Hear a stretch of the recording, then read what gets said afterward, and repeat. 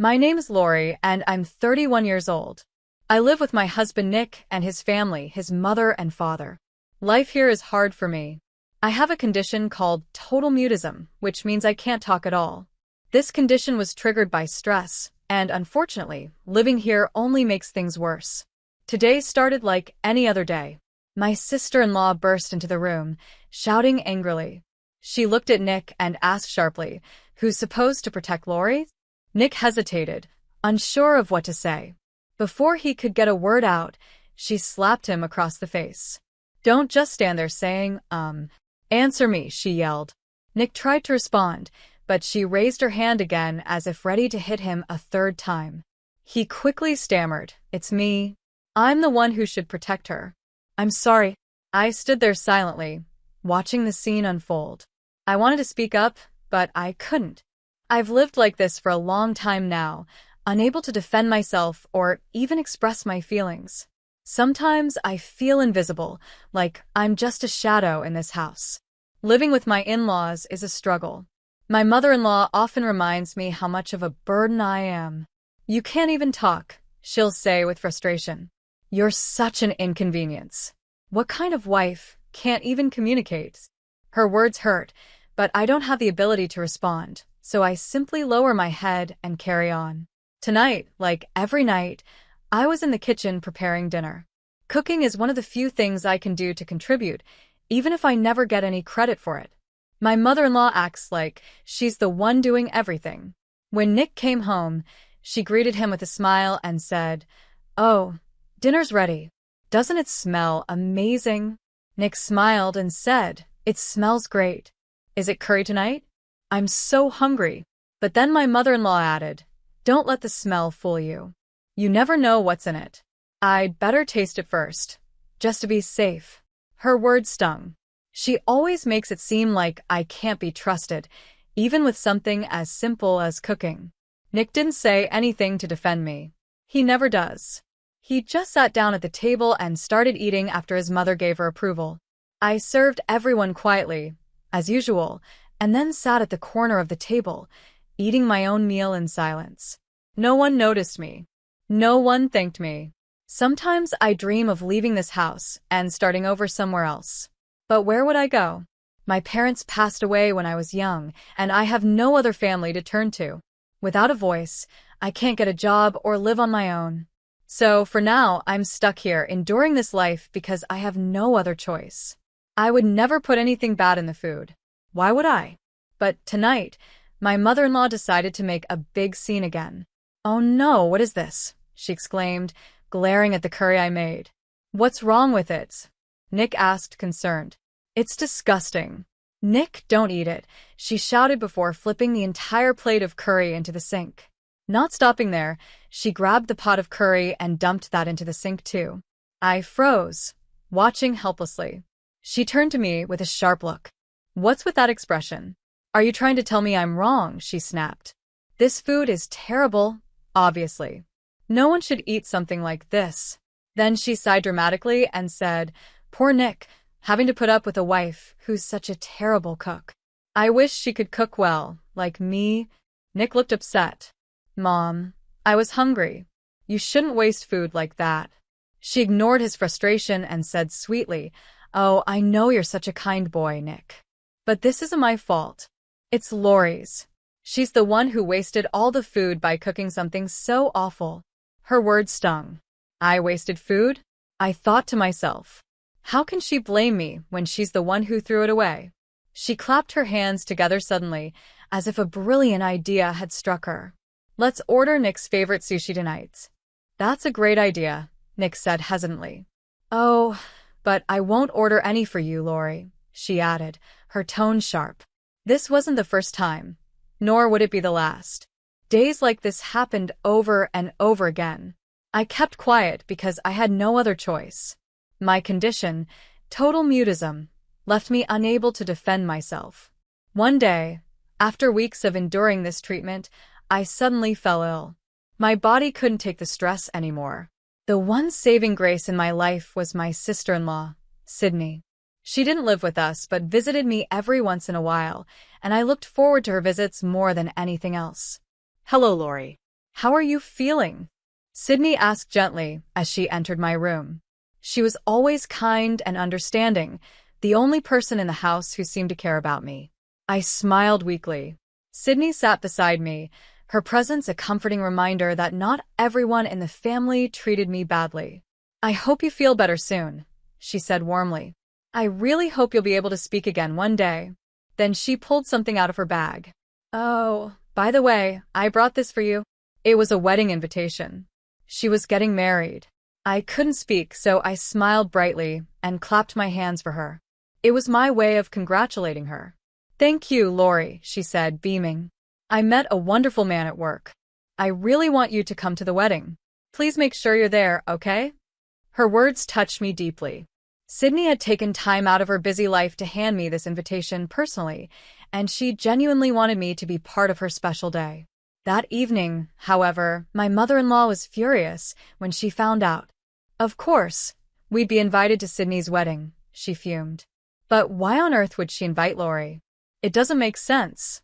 I overheard her words from my room, and they stung just as much as the other things she said about me. Even a happy moment like this couldn't escape her cruelty. But no matter what she said, I decided I would go to the wedding. For once, I wanted to feel included and part of something special. Sydney's kindness reminded me that not everyone thought of me as worthless. I guess it's because she's my wife, Nick said with a shrug. But it's not like she had to be invited. My mother-in-law chimed in, her tone sharp. Just because they're relatives doesn't mean they all need to come. Isn't it normal to invite only the important ones? Nick nodded, agreeing with her. Yeah, I guess so. She's just too nice. That's the problem, my mother-in-law continued. She probably felt she had no choice but to invite her. Honestly, she's too sweet for her own good. Unlike my mother-in-law or husband, Sydney, my sister-in-law, is nothing like them. She's kind and caring, more like my father-in-law, who is calm and fair. She's always treated me with respect, and for that I'm grateful. The day of Sydney's wedding finally came. I was excited to celebrate this special day for her, but while I was in the bathroom, my mother-in-law and Nick left without me. When I came out, I realized they were gone. They didn't even bother to tell me they were leaving. My heart sank. I couldn't understand why they would treat me this way, especially on such an important day.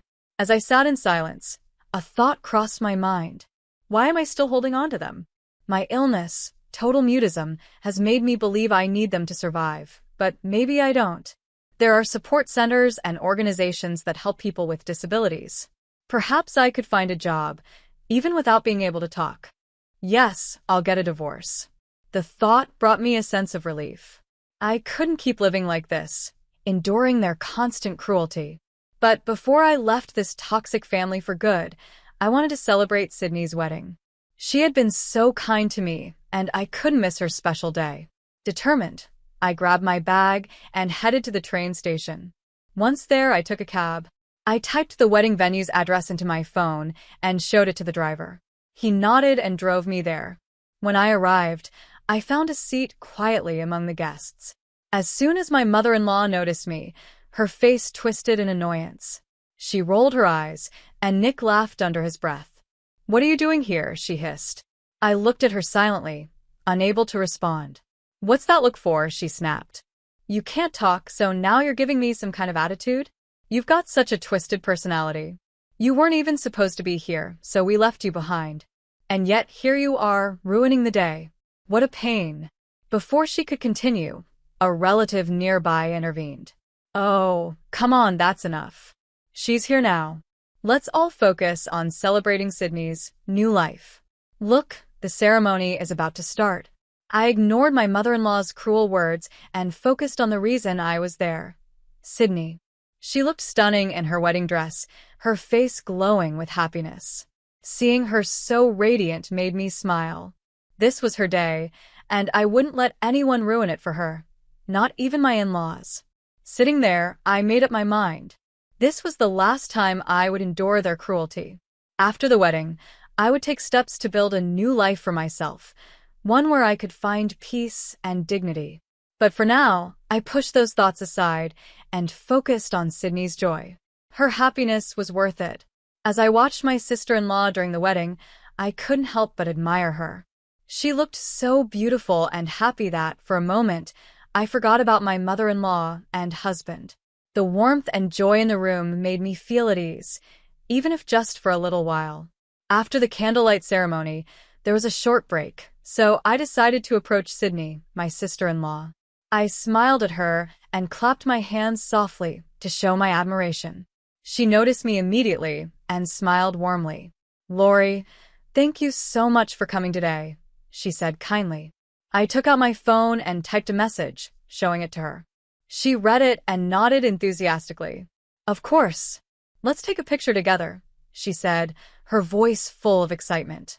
Sydney is such a kind and understanding person. She doesn't need me to speak to know how I feel. She always seems to understand me perfectly, even without words. Her warmth and empathy are things I've rarely experienced in this family. It made me happy to share this moment with her. As we talked, some of her friends came over to the table. I bowed politely and returned to my seat, not wanting to take up too much of her time. But as I sat down, my mother-in-law appeared in front of me with a glass of wine in her hand. She looked straight into my eyes and then, without warning, poured the wine upside down onto my chair. I stared at her in shock. "What is she doing?"